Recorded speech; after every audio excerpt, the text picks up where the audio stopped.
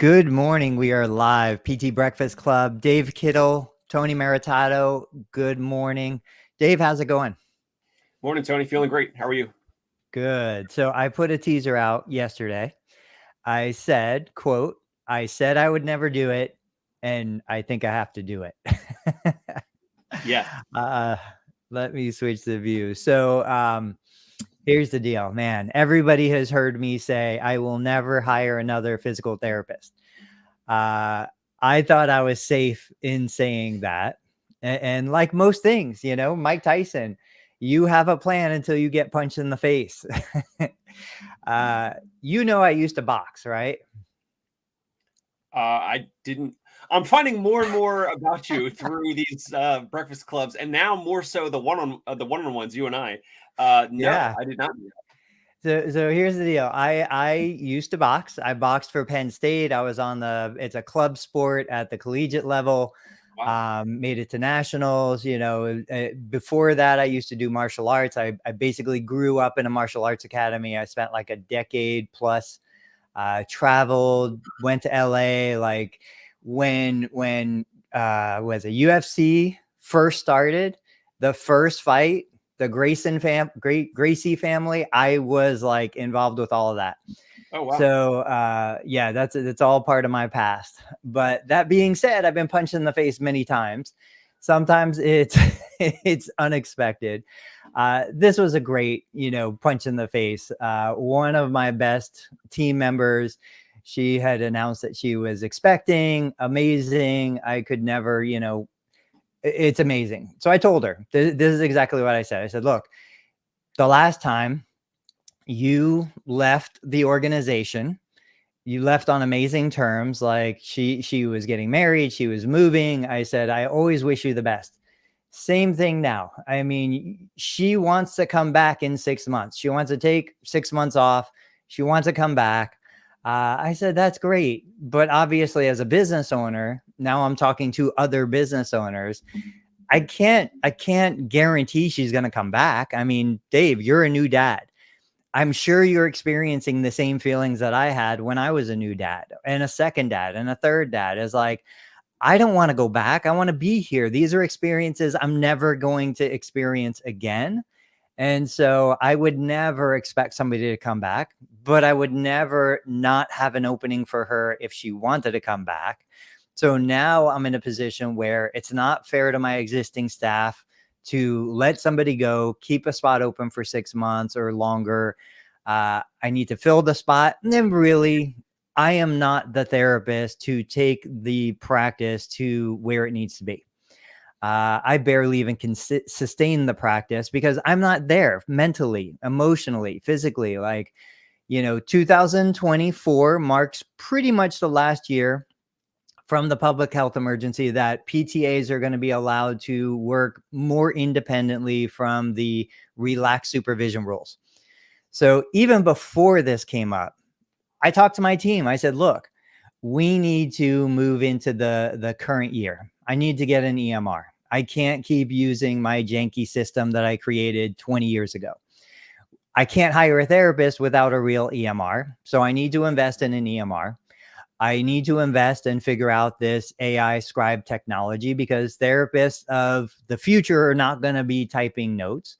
There are all these things that I need to do. And I need to get my PTAs a real therapist. I am not a real therapist for them. I need them to have a therapist that supports them, that works with them, that's there for them. And so I'm like, all right, I got to do it. Now I do have, a few months of runway. I've got time to kind of figure this out. But I'd like to know from you, I'm going to pitch this over to you. What do you look at as the most important factor when you're thinking about bringing on a new clinician or partnering, since they're 1099 contractors for you? Mine are going to be W-2. But when you're thinking about partnering with a new team member, like, what are some of the concerns? What are some of the things that you're looking for? How do you make that decision? Not productivity, just this is a person I want to partner with. Sure. Yeah. There's not just one thing. There's several things. I have a lot of steps in the interviewing process. We can kind of go into it today. Yeah. But they have to communicate quickly. They have to communicate professionally. So that means like everything. That means emails, like as we're interacting, right? So like if they send a resume or I send the FAQ doc, ours like is like 8 pages long because it answers a lot of questions, and I made it so that I don't have to be on the phone or answering a lot of these redundant questions. Coming on, like, because we're mobile, so we don't have a brick and mortar. So we'll do a 15-minute phone interview, and then a 15-minute phone screen or phone intro call. Then we'll do a 60-minute Zoom interview here on video. And like those things, like they have to show up on time. They have to be early. Like they have to follow the instructions. That's also sometimes it doesn't happen, Tony. But like my instructions when they schedule a phone call or a Zoom video call, I'll usually say it or I'll put it in the email, but it also says it in my Calendly workflow of like, please be in a room like this, like a room that is, solid Wi-Fi, quiet, has a desktop light. This is going to be a Zoom interview. It's crazy, Tony, some of the things that I've seen in the past 2 years with recruiting and hiring. I mean, but there's a lot of things that we'll get into. But I mean, like really the simplest thing is just like solid standard communication. And that is just like the first component of like them showing interest, and we'll get into more.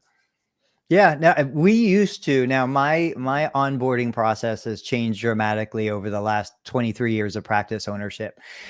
In the beginning, we had no system at all. We had no idea what we were doing. We were like, oh, you have a pulse and a license? Let's go. You're on. Then we went through all this corporate training, and we were like, all right, we're going to do personality testing. And like you said, we gave them a special test to see if they could even follow directions. I don't think we ever had a single person, maybe it was a 10-question test, who actually could execute on each of the items that was asked. And it was nothing special. It was literally just, here are the instructions, do what it says. And nobody did it. And it got to the point really where I was like, all right, we need to reassess because clearly these tests aren't working. And something that I've come to realize with maturity and age and human interaction is like, there's always going to be a give and take, so like for you, I am probably less meticulous in certain things than you are. I will sacrifice certain things. So like you said to me, because I'm not timely with communication, I'm going to forgive a lot of people that are less timely with communication. It's not a priority for me, especially for certain positions in the organization. But then there are going to be other things that I'm going to look for, and I literally hired somebody. We were going through, I was showing him the clinic and like talking about things. This individual moved a step stool because the step stool had just been used by a patient. The step stool was sitting in the middle of the gym. This person picked it up, moved it to the side. That was what sold me on, this is the person that I want to bring into the organization. Love that. I didn't cue him. I didn't tell him. Yeah, it's just, what are you innately doing? Are you a happy person? Like, are you genuinely happy regardless of your circumstance? Those are the things that I'm trying to bring in. And then what I find is I typically build the position around the person's personality traits. So if you're not that organized, we've had therapists that absolutely execute like a rock star on documentation. We have other ones, they couldn't do a daily note if I gave them 5 extra hours. So if I still want that person in my organization, I build the position that allows them to be the way they are and still succeed. And I know you're going to bring this up, but so tell me a little bit about kind of more about what you do when you're onboarding or even interviewing or just making that first contact. Sure. So one thing I kind of learned the hard way, actually, because I know I was telling you and Jimmy McKay about bringing on a full-time therapist in December 26th. And then February like 23rd or something was that therapist's like 60th day. And then last week, the therapist was like, my schedule's maxed out. And I was like, how many weekly visits? And so for a mobile concierge traveling therapist, like a max schedule is kind of like 25, maybe, 30 visits, like 5 or 6 a day. That depends on how clustered the patients are. But anyway, 15, I've been in this long enough, 15 visits in a week is not max, in my opinion, is not full time. I made the mistake of overlooking some things with hiring this therapist. This therapist glowed very well with like communication, professionalism, clinical decision making, clinical experience, all that type of stuff. But at the same time, I looked online and then I found the therapist, and they kind of had like their own practice's website and like schedule a call here or whatever. And long story short, they have multiple projects going on. They have multiple like gigs and things going on. And so this therapist is like, hey, I got kind of, I don't know, literally in like 4 months, like got burnout or like, tired from doing the thing that like we spent 60 days onboarding, communicating, talking weekly, Zoom calls. You knew what you were getting into. You could say no to any of the patients that might be out of the way. He was, covering some like one or two of our Brooklyn clients, whatever. So that's one thing I got wrong, because now this therapist, instead of going, staying at full time, wants to stay at 10 to 15 visits per week, which like I already have so many patients and evals for this clinician to evaluate and treat. And so now that's going to slow me up. And actually now I'm right back in, and I have some other thoughts of like recruiting, and there's things I'm going to tell you about recruiting that I'm doing right now on LinkedIn, how I'm doing it, what I'm saying. We're going to get into that. And with that therapist, I think I would really suggest to you and others listening that if you are really looking for a full-time physical therapist, let's just say that, full-time physical therapist, maybe part-time or PRN or PTA, whatever, but it's all kind of similar. But if you're looking for a full-time physical therapist, I would suggest to you, learn all about them. Either you or someone else looks at all their stuff online. You want to make sure that they're not posting crazy stuff online, and usually they're not, or whatever. You want to get a sense of like, what are they interested in? What are they doing? And you want to find out, like, are they looking to do like a cash practice? Are they looking to do like, are they looking to kind of leverage Luna or you or whatever, and then kind of go do their own thing? Because then they will leave you when that gets busier in the next 3 to 6 to 9 months. Right. So I've learned the hard way recently again that I need to, and I hate to say just like, I don't want to say like a worker bee, but I want a full-time physical therapist that is just going to be focusing on my role and then whatever else they do outside of work, but not having other gigs and things like that. So hopefully that provides a little bit of insight and a reminder for you and for others. Hey, do me a favor, keep going with more stuff that you do. I'll be right back. You got it. All right. So let's say this. So with what I'm doing right now, and now Tony's going to miss this, but what I'm doing manually. So I'll go into what I'm doing manually, but then also I've used Indeed ads. I've used LinkedIn ads. I am now using PT Match, and I get nothing from it by mentioning it, but my colleague and my board member, Sturdy McKee, has started PT Match, and it's like a matchmaking service where he and his team are finding candidates and bringing candidates to us. And then we interview them, and, if we like them, we hire them. And if not, we pass, right? And then they get a fee that the candidate does not pay a fee for PT Match. So the therapist side does not pay to be a candidate through PT Match, but we pay a fee after after 60 days of that therapist working with us. And so we can have them work with us full time for 58, 59 days. And potentially cut bait if we truly don't think it's the right fit. Another thing that I'm doing right now is manually, I'm going on LinkedIn as well. So I'm using some of those services and ads and things like that. But also, this has worked for me in the past. This worked for me back in 2020 when COVID started. And I heard because we do mobile concierge visits here in New York City. And I heard from some colleagues that like Fox Rehab was, furloughing some therapists. So I was like, oh, so that means there's going to be a little bit more of a surplus of mobile therapists in New York City that are already doing home visits, where I don't really have to retrain them or teach them about how to do home visits or like the nuances of it. So I was manually, in 2020, I was manually sending messages over LinkedIn and connecting with therapists. And here's what I was saying then, and here's exactly what I'm saying now. The only thing different now is that this week particularly, I'm doing something new. What I'm doing new is that I am messaging PTAs, physical therapist assistants, My hunch, I want to do something different. My hunch now is that I think also, so there's a couple, factors, and Tony Maritato said something to me in the past week or two of, I think you said it, Tony. I think you said PTAs are hungrier right now. Did you say that, or is that someone else? It sounds like something I would have said, but I don't remember saying it. I can't recall who said it, but I thought it was you.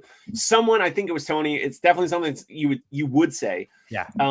But let's say, arguably, like maybe DPTs, they're asking for these like crazy big salaries, and they don't understand productivity or all that, and so anyway, I heard PTAs might be a little bit hungrier right now, and then I was thinking, like, in my model, could I do me or maybe my part-time therapist now that was full-time and now wants to only do 10 to 14 visits per week, which is like, I mean, dude, like that's not much help. But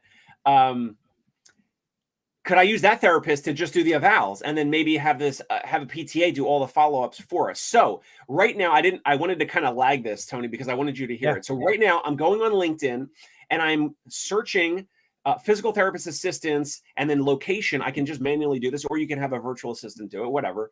LinkedIn, right in the search box, physical therapist assistant, click locations, New York City area, or New York, or New York City metropolitan area, whatever. And I get a list of folks, and now I'm messaging them. I could show it on the screen, but then their names are showed on the screen. But I'm messaging them and I'm saying, "Hi, Tony. I own Concierge Physical Therapy." Let me pull it up behind the scenes so I can tell you exactly what I'm saying. Yeah. And while you're doing that, so John, the therapy man, says, "I'm a PTA. We are hungry, no doubt." I think when Medicare cut reimbursement for PTAs, obviously that put a lot of pressure. But I'll just tell you, I mean, my model, and I share this publicly, my model is the PT primarily does the evaluations. The PTAs primarily deliver the follow-up care. From my perspective and my understanding, and please, anyone correct me if I'm wrong, once you get past the evaluation, the plan of care, establishing the goals, the things that are unique to the physical therapist, the quality of care delivery between a PTA or a PT should be exactly the same. Same training, same education, same quality. The fact that there are some PTAs that might not be great at delivering care, I know a ton of PTs that are not great at delivering care. So that's my philosophy. Also, do you know who this John the Therapy Man is? Because I want to say, John, thank you for your comment on YouTube about the Keith Campagna episode that published recently. He said it was an impressive or helpful or interesting interview. So, John, I don't know you. Maybe we're connected. I don't know. But thank you for your comment on YouTube the other day.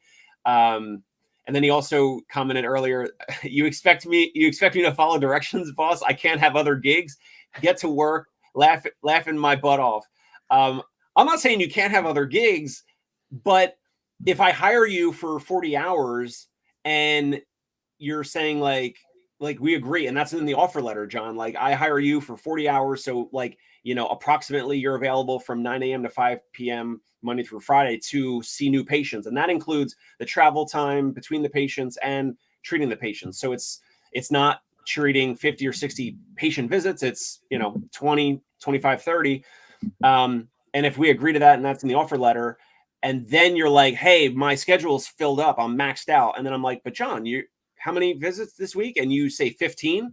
Now we have an issue, because that's like, we've agreed on something, and now you're like stepping back on what we agreed on. Outside of those 40 hours, on the weekends, at night, you want to go treat Luna patients, you want to go work for Tony Maritato on the side, sure, by all means, absolutely. Okay, so Tony, I pulled up my messages on LinkedIn. Literally yesterday, I messaged probably 20 PTAs in the New York City area. I got 3 responses already. Wow. And here's what I messaged them. Hi, Tony. I own Concierge Pain Relief Home Physical Therapy, interviewing PTAs for part-time and full-time house calls across New York City, ortho and neuro cases. We pay PTAs $70 per home visit. No conflicts with any main job or home health company. Mentorship included. Know any PTA friends or colleagues who might be interested in this? ? So it's very short. It's Yeah. right to the point. There's many PTs and PTAs that do want coaching and mentorship, so I want to make sure I put that in there. And I tell them exact like the dollar amount. And then what I've learned is I've curated this question over time, or this short message, to leave certain things out because I want them to lean in. I want them to ask, right? So this one PTA said, so it says across NYC. I want it to be short. I don't want to have a ton of characters, a ton of you know, a ton of sentences. I want to keep it short. So I need them to ask. And so one PTA asked, like, what about Queens? You know, which area of Queens? And then I said, you know, Astoria, Long Island City, Elmhurst, East Elmhurst, you know, these areas. And then they said, oh, this one area might be good for me. And then that same PTA keeps following up with questions like, how long are the visits? And so I say, you know, 55 to 60 minutes. So now that they're leaning in, but here's the thing, here's the tactic of why this works, I believe. I'm asking them, I'm cold messaging them, Tony, and you know how sometimes LinkedIn is terrible for cold messaging. It's like, Tony, I want to sell you my SEO services. I want to sell you, I don't know, all the crazy, quacky stuff on LinkedIn. I'm cold messaging a PT, and in this case, a PTA, and I'm asking them, here's this opportunity. Do you know any other colleagues that might be interested? I'm not even asking you. And by doing that, I'm being indirect on purpose. I'm asking you about your network, not you. And then a lot of times the PTs or the PTs that are maybe looking to spice things up and change roles, or add a side hustle, or change full-time roles, they lean in because they're like, oh, well, hold on, not my network. I might be interested in this. Because I don't, it's like there's some of this with, like, I don't know, dating and, you know, that's exactly what I was thinking of. That's exactly what I was thinking. So that, what else resonates with you? Maybe it's on that, and you can expand on it, on what you hear. But that you could take, please, anyone watching, like that. I wasn't expecting to read it directly, but I know that, like, most of the audience, like, is probably not going to copy it verbatim and then compete with me in New York City anyway. So what else resonates with you with that? Because I'll tell you, it gets responses. And it works. I've always said you need to go after the group that isn't looking. You know, I mean, there is a small sliver of the group of individuals, whether it's PTs, PTAs, or anything else, that is actively looking for a job. There's a small sliver that probably fit the culture, and our options are so limited. A strategy like you're discussing, it opens the door for individuals that aren't actively looking, but are, you know, probably happy where they are. Like, I want to hire somebody who's already happy where they are. I don't want to hire somebody who's disgruntled. I don't want to hire somebody who's upset or burnout or angry or looking for a change. Nothing wrong with that, but I don't have the kind of facility that would support that kind of person. The thing that I want to do, which kind of is in that camp a little bit, I want to bring back PT Pub Night. Now, we can't call it PT Pub Night because that is a trademarked or registered name. And I don't know the person that owns it, the organization that owns it, but I think we could do something similar. And I've talked to a couple other people, you in New York, me in Cincinnati. I've got somebody in Texas. I'm like, we should start doing that, because that starts to build the network. It builds it in a non-threatening way, exactly the way your messaging is. It's like, hey, let's just get together. Let's get to know each other a little bit. And if we kind of resonate, if we click, maybe there's an opportunity for us to work together. Because I think the methods of 1982 are not effective methods in 2024. And what I mean by that is, I don't want to sit in another job interview. I don't want to wait and put you in the hot seat as a candidate. I don't want to, like, listen to what you're saying, ask you those stupid questions, open-ended questions that really have no answer. All of that stuff is a waste of time. You are a professional, whether you're a PTA professional or a PT professional or anything. You are a professional. I have a need. I want to know if you as a professional can help fill my need, solve my problem. You know, and I think there's a lot to how the employee, the potential new hire, looks at themselves. It's like, all right, either me, the employer, I am solving a problem for you, the employee. The employee has 40 hours of work to sell. Me, the employer, I will buy those 40 hours off of you. That's me solving your problem. Or you, the employee, is solving my problem. I've got patients to treat. I need you to come treat these patients for me, and there's a power shift there that I think is very reasonable. But if we both come to the table as professionals and we have just a normal conversation, I think that something great could come out of that. And going back to you hiring somebody thinking they're going to work or be available 40 hours, I too share the story. Like, I've miscommunicated things so many times. I would hire a therapist thinking, well, all of my patients get 4-unit visits. So when I say, can you deliver 40 visits a week? The therapist I hired was like, oh yeah, of course. But they were coming out of an environment where they delivered 2-unit visits. So they're like, yeah, I can deliver 40. I used to deliver 60 2-unit visits. So now my verbiage has changed. Now we talk units. We don't talk visits. I think we learn and we grow as hiring managers and business owners. But I love your strategy. I think that's great. I think that's something I'll implement. What do you think about bringing back a modern version of PT Pub Night?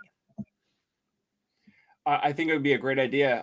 When I went to a few back in 2014 or 15. I mean, it was even popular, and people went to it in Brooklyn, in Yeah. Manhattan. So there I, was also a sign-in sheet, and for whatever reason, one of the times I ended up with a sign-in sheet, like in my, I don't know, or like we were the night was over, and like, it was just there, and like everyone had left, and I'm like, should I throw this out? Whatever. I ended up not doing anything with it, but I had the list, the sign-in sheet of names and emails.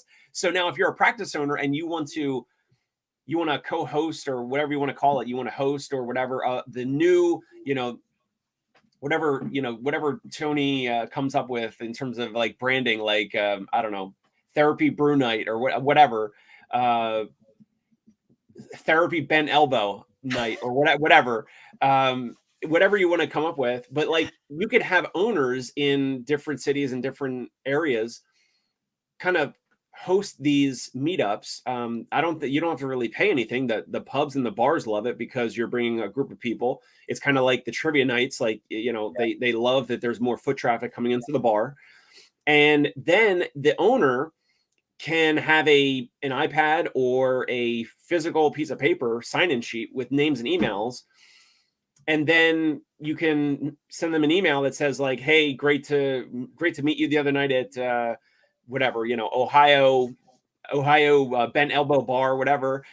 This is Tony Maritato, physical therapist. We talked, or we didn't talk, or whatever. And you can send them, some email, some follow-up, or even if it's just one thing, like one email of like, great to meet, or great to have you, and we look forward to the next time or two. You could also do a whole email campaign, which would be maybe a little more advanced, but like starting a local brew night email list that they can unsubscribe to anytime, but then they get reminded, they get an email reminder for the next one that pops up at the next bar in the area. And, hey, share this link with your friends. They get RSVP there, whatever.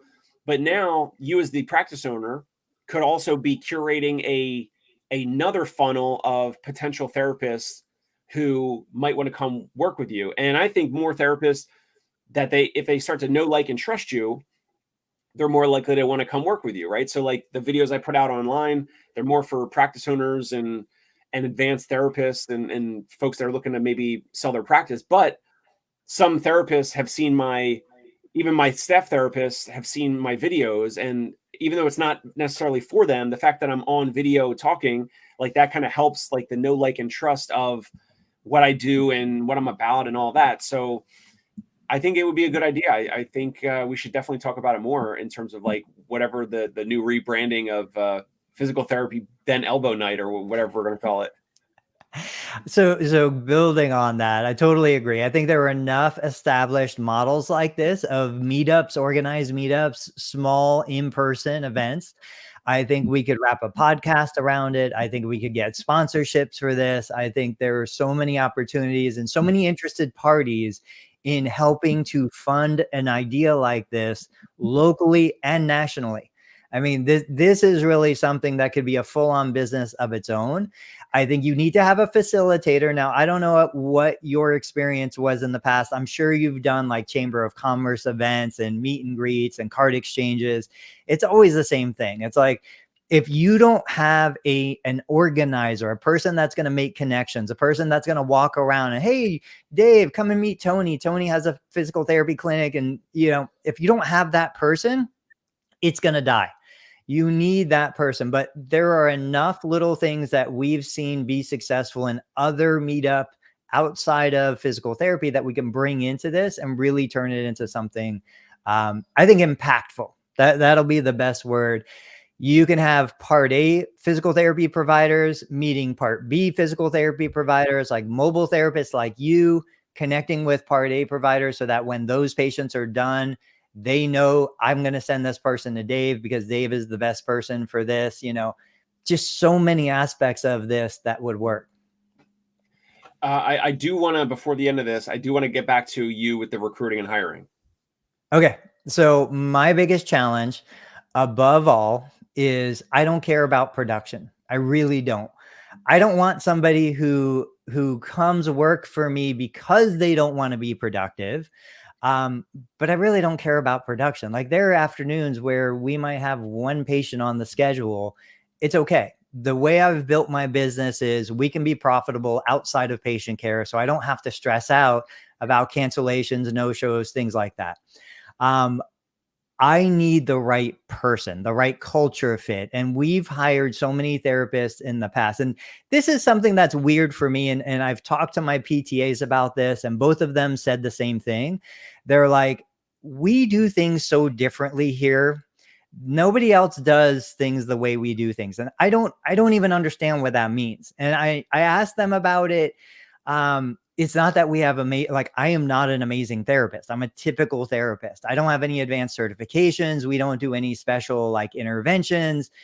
It's a social environment. So I still don't quite understand what makes us different. But when I've tried to hire clinicians in the past, and we've had tons of clinicians come through, it does take a shift in mindset. And maybe it's just because I just don't take what we learn in school all that seriously. I'm not very technical. I'm not very meticulous. If you want to do something that I don't agree with, as long as it's not harmful to the patient, that's fine. I've shared before, I don't do manipulations. I don't do dry needling. I don't do kinesiotaping. I don't do cupping. I don't do a lot of these things, but I have people on the team who do. And even though I think it's generally a waste of time from a evidence-based perspective, I understand that it's something the patient likes and something the patient wants. And as long as I can balance the ethical guideline of what I'm billing for insurance versus what the patient is paying out of pocket, you're a professional. You do whatever the heck you want to do, and as long as I can make the business remain profitable, cover expenses, that's fine. So if we're going to bring somebody in for 40 hours, they need to be somebody we would want to hang out with. But that being said, I want to hear from you. How do you find that balance? When we first started the practice 23 years ago, we would all go out to happy hour on Fridays. We would socialize on the weekends. I would have parties at my house where I'd bring my staff and then other clinicians from the area that I knew and worked with. That was a very different time. Today, although I love my team, I don't do Christmas parties. I don't socialize with them. I don't do anything with them outside of the walls of the clinic. I maintain a level of professional distance, and I respect their boundaries and they respect my boundaries. But we still want a close relationship. I still want them to know that I would go to bat for them if something happened. We had a tornado. One of my guys needed a week off. No problem. Paid week, take it. Do whatever you need to do to get things taken care of. How do you find building a relationship without crossing certain boundaries? I definitely do like the coffee, lunch, dinner type meetups. Obviously on me, and especially in the beginning, with like part of like the onboarding process. But maybe it's later as they're a team member and established. So I'm like, hey, especially because we don't have your brick and mortar office where you have like the social thing, you have like you're able to see how they treat patients and all of that. And so with mobile visits, like they're out of sight, right? So it's even more important, I think, for me, to meet up with them, support them, take them out for some drinks. It's usually just one-on-one though. It's usually not like the everyone all at the same time. But one-on-one seems to work well. So whether it's a coffee, a drink, lunch, dinner, whatever, obviously we pick up the tab, like no problem, business write-off, little deduction. And I think when you sit down with someone, right, like we kind of do it here, maybe in like these hour-long podcasts, but like when you break bread with someone for an hour, hour and a half, 2 hours, things are said that like you can really learn more about either them. Do they really love your situation, like their work satisfaction, their job satisfaction? Are they talking about other things? Are they talking about like, oh, like, and then I'm planning to do this, or I'm looking to do that, or whatever? So you get a sense of like their goals, how happy they are, what's their situation, their status, where they want to go in the future. Are you going to be the one to support them through that or not? So yeah, I definitely do that. We haven't done a lot of like full like team building, like getting the whole team together, because therapists have different schedules and haven't, especially since COVID, like just haven't made it a big priority, but definitely will look to do more of that. But the one-on-ones have worked great, because if you're one-on-one with someone for lunch or dinner or whatever, like you can really gain a lot of information about them, how they are. You could do it in the beginning of like your interviewing process. And I think this kind of goes back to your situation of the therapist going out on maternity leave, and now you need to hire potentially a full-time physical therapist. And I agree, like you should focus on finding a full-time physical therapist, and maybe your other therapist that's on maternity leave, like you said, 6 months from now, she may or may not come back. And so if she comes back, so hopefully you hire a new full-time physical therapist. And if she comes back, then, you have to get more new patients to fill up their schedules, and maybe you can treat less, and you're growing the practice potentially. Or she doesn't come back, but then you still have that new full-time physical therapist who you've hired potentially around now. So I love that we're talking about it, because I think it's something that you certainly should be looking to do. Yeah. So 2 comments that came in. Ali said, I'm a PTA opening up a private practice. Any videos or advice that would help me? There are multiple PTAs that have done this, have gone down this road. They've done incredibly successful. Larry Hernandez is the first one that kind of comes to mind. Kim Nardiker is another one that comes to mind, but she's now gone more the stretch coach route. She created her own certification and program. I do have a video on the Learn Medicare Billing channel that talks about PTAs starting their own business. I think it's a great opportunity. I'm surprised it doesn't happen more, especially when you look at so many PTAs moved into director of rehab positions. I mean, it just makes sense that you would also own your own business. And then, of course, John said margaritas are essential for networking, along with the ringleader having a true, genuine, warm personality. So Dave, to your point, I guess too, it's true. Like I can't compare my current situation because my team has been with me for like a decade. We don't have to do all the team building and trust building because we have it, it's established. But I do have lunch one-on-one when it's time to like just say, hey, how's it going? Are you happy? Is this job still fulfilling the needs that you have personally, professionally? We do go out, we'll grab lunch across the street, like you said, of course, paid by us. And it gives us a chance to connect. I do think I probably need it less than they need it. And I try to remind myself of that because I have so many other things going on that I'm focused on. I have to sometimes stop, step back and be like, I can't ignore them. I can't, let them just kind of fall to the wayside. I do need to put effort into maintaining the relationship we've built, even though it's there. Just like marriage, every now and then you need a date night. You can't fall into the routine of you do your thing, I'll do my thing. Yeah, it's a relationship. No matter how you look at it, it's still a relationship. Rose said, I have a private pay customer that would like to use his personal insurance or Medicaid for NEMT wheelchair transportation services. Do you have a question in there, Rose? I'm not sure what to say to that. I depending on what it is. I mean, I know Medicaid here in Ohio will support transportation services, wheelchair services. Probably just going to look at your state and what your state allows. Yeah. Okay. Dave, did you have anything else on mind? I've got a couple LinkedIn posts that have gained some traction, but I don't think that I've provided enough help or value to your situation. So I want to really dig into. So you need a full-time physical therapist. Are you doing LinkedIn ads, Indeed ads? Do you have a pipeline of DPT students that did rotations with you guys before? Like, what are you potentially doing this week or next week to get in front of some Ohio-based local physical therapists to potentially see if they're interested in interviewing or filling that role? I don't know. It sounds like it's fairly imminent, or it's coming up in the near future where you would want to fill that role. Are you actively recruiting? Are you, advertising for the role? Is it like a word of mouth thing? Are you still considering it, or where are you at with it? I think I'm still in that pre-contemplation phase. Is that one of the phases?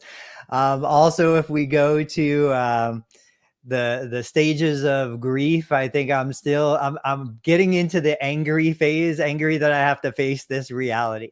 No, like literally last night, LinkedIn popped up. You know how it says like, are you hiring? Yes or no.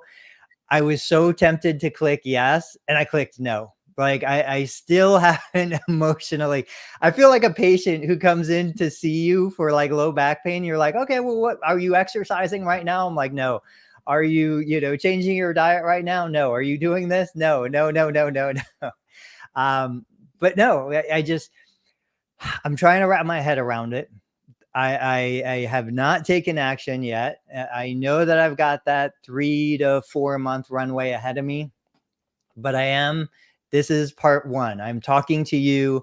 I'm letting the public know, yes, we are potentially thinking about bringing somebody in. And I'm trying to figure out how I'm going to do it, because I'm not going to do it the way I used to do it. And back to what I used to do, I'd run an Indeed ad. I'd have it go to a landing page. I'd have a multi-step process with the theory that if people can't follow the steps, they're going to get lost through that process. And I don't even have to worry about interviewing them. We don't live in that world anymore. The reality is I don't have 100 applicants with a PT license that are great candidates that I can choose from. So it has to be a more of a sniper approach to say, how do I find the right people? PT Pub Night version 2. How do I connect with them? How do I build a relationship with them? How do I make sure that I can fulfill on that new hire's desires and needs? I don't expect anybody ever to work for me for 40 years. I've been exceptionally fortunate, and the people I have been with me for over 10 years. But that being said, I am very realistic, and I have a business. My business is a platform for you to move on to the next stage. And if you give me 3 great years, 1 great year, 5 great years, whatever, I'm going to be appreciative. I'm going to reward that. But I also want to be very realistic that if I want the best of the best, they're not going to stay in my employment for the rest of their career. So let's come to this as 2 professionals. No, I haven't done anything yet. Let's see what happens by next week. Would it make sense, or would it be a bad idea for you to record some type of a video for your wildly popular YouTube channel. Like let's say you put it on Total Therapy Solutions channel, because I think that has what are you up to now? 50,000 subscribers or more? Yeah. Yeah. So would it be a bad idea to like post a video that maybe you can work the title or whatever, but something around hiring full-time physical therapist in, I think it's Middletown, Ohio, or whichever of your clinic locations. And then you listen, I think you are overlooking the value that you could provide to a therapist in terms of like creativity. Like Rob Vining used to call you and we kind of said the MacGyver of physical therapists, like so creative, so clever, not pushing patients into pain. They love coming back to see you. You're not going to make someone worse. You have a lot of different approaches. You have the social aspect. That's the one big thing I kind of miss doing the home visits versus when I started my career in New Jersey and then in Brooklyn in the outpatient therapy offices. And that's something like, it is kind of like Cheers, and the patients start to know the other therapists and the other therapists start to know your patients. And that type of aspect you could really show, whether it's you do a video and you're just talking right into the camera, talking to the camera about you're hiring for a full-time physical therapist in Ohio. It includes mentorship and coaching. It includes XYZ, like how they benefit. But I think you should also highlight like the things around, interesting things, like patients have driven real far because they found you on YouTube and they come to see you. If you can kind of work that in there, because that's interesting. That's not for every therapist, but some therapists out there that want to learn. They want to learn from a master clinician. And I know you might not like that terminology, but like someone who's really experienced, they can increase their clinical toolbox. They can have fun while doing it. And they can do it in a way where they have a boss or a director or an owner who supports them, and they can be kind of creative and free with their treatment delivery.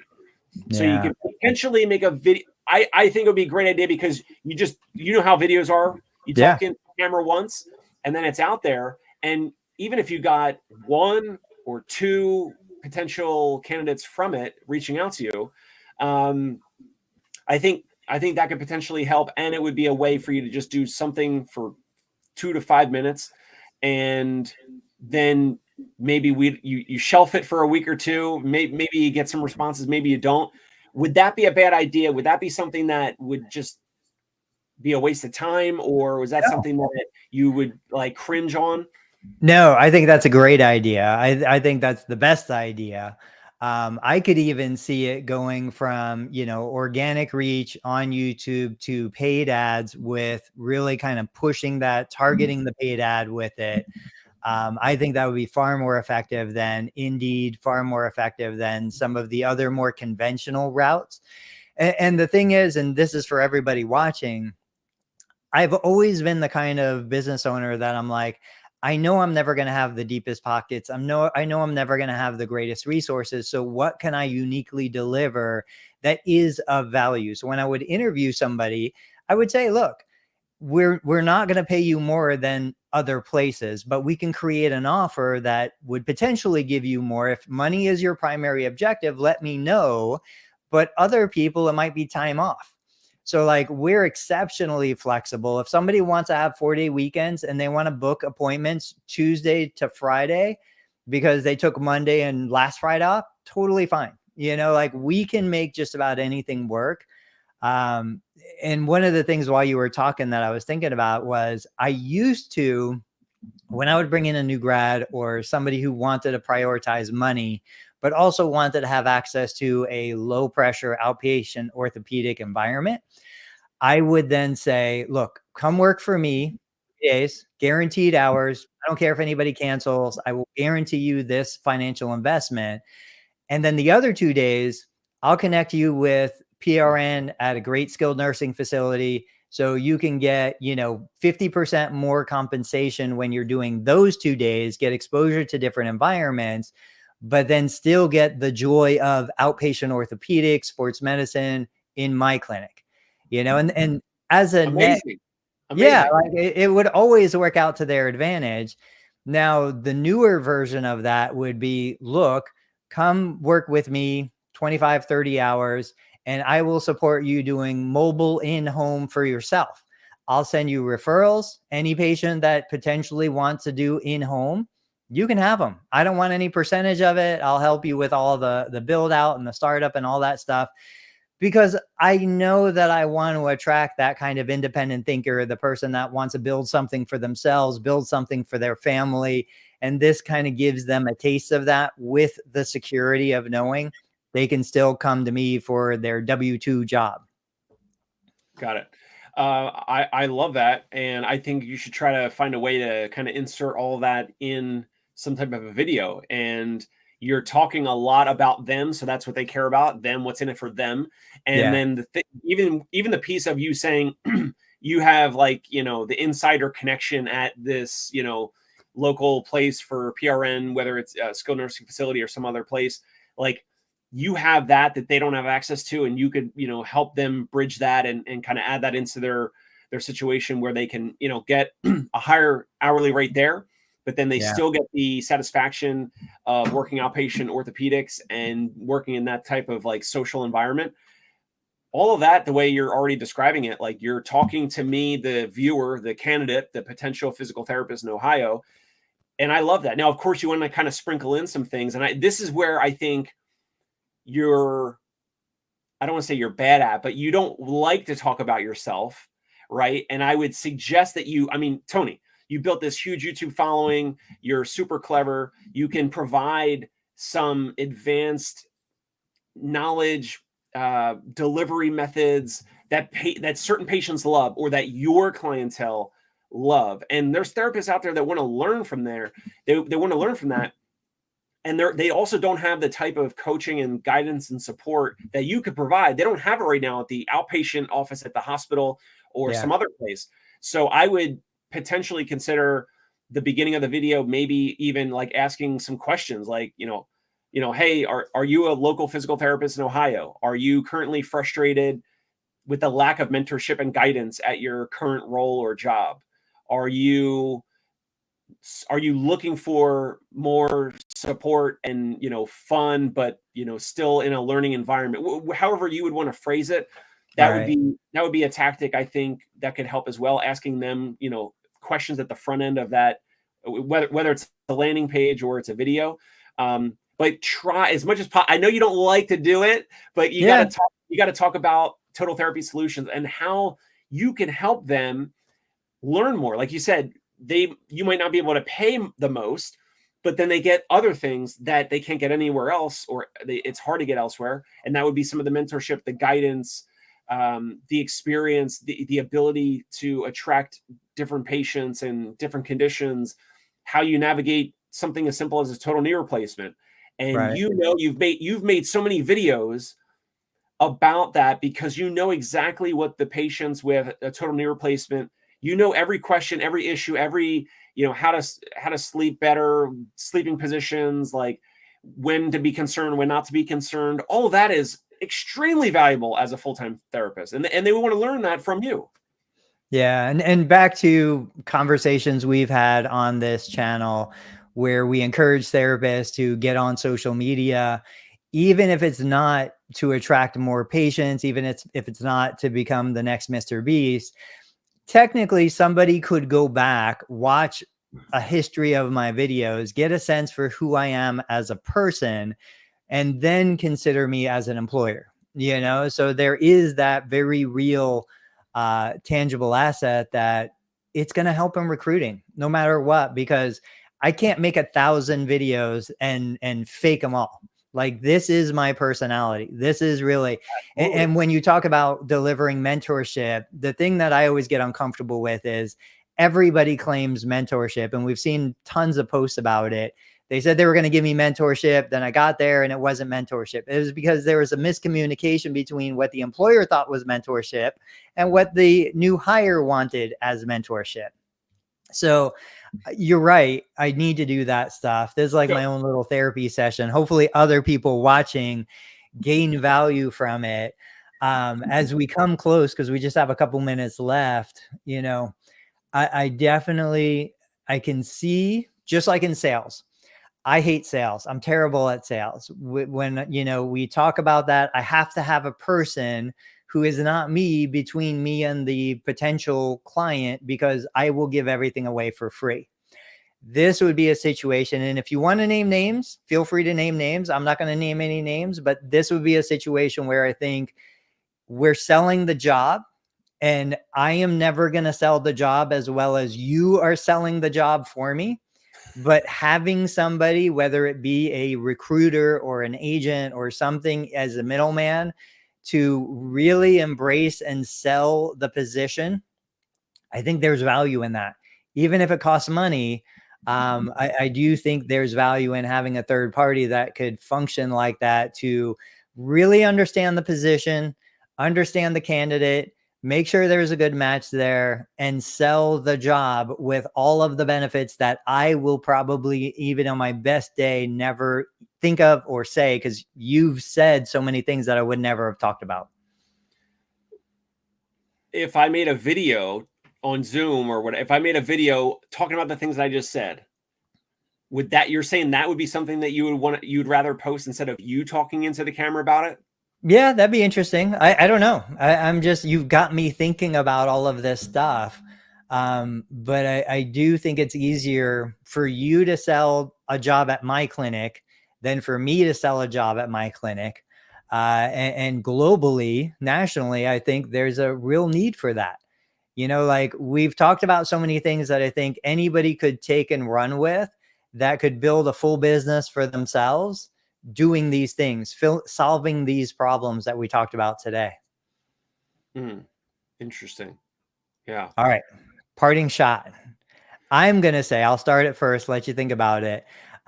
My parting shot is, we all have problems, and we have to understand, are we solving the problem or having the problem solved? You know, when I'm looking for a job, either I know that I've got 40 hours that I need to sell to an employer, and that employer is going to solve my problem by buying the 40 hours, or the employer has patients that need to be seen, and I'm going to solve the employer's problem by treating those patients. If I approach it from that perspective, I'm the person solving the employer's problem. I'm going to earn 20 to 30% more salary, more compensation. If the employer is solving my problem, I'm going to earn 20 to 30% less compensation. There is no doubt about that in my mind. So nothing in the output changed. It is all about the perspective of how you're approaching that. What's your parting shot? Parting shot. I've said it before about marketing, always be marketing. And it's the same thing for recruiting. Always be recruiting. I love this topic. You could see it, you know, kind of fired me up today.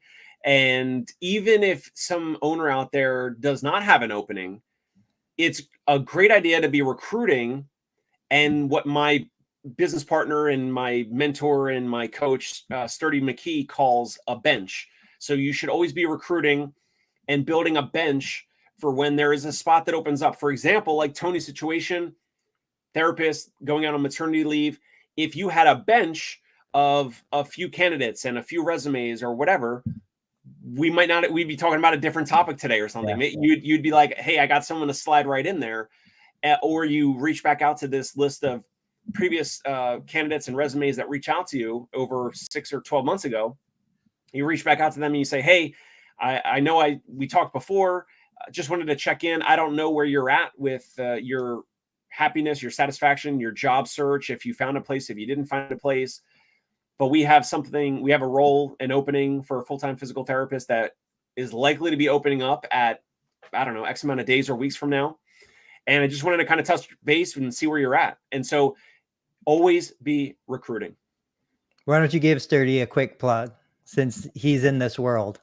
Sure. Yeah. Again, I get nothing out of this either, and neither does Tony, but ptmatch.com. I'm sorry, it's ptmatch.io. It's basically a boutique matchmaking service. So, you know, hundreds of years ago, there were matchmakers, and still certain religions and cultures, there's still some matchmaking that happens. But, you know, with arranging marriages, right? And that's a whole other conversation. But his service will go out and find candidates for you. Sturdy and his team will interview you, get a sense of like what you're looking for, what you're all about. He'll talk to you about your mission, your vision, like your whole culture, what type of therapists and PTAs or PTs are right for your practice and who is not right for your practice. They go out and they do video calls and phone calls with candidates. And then they funnel down a few, and then they connect you with a few of these.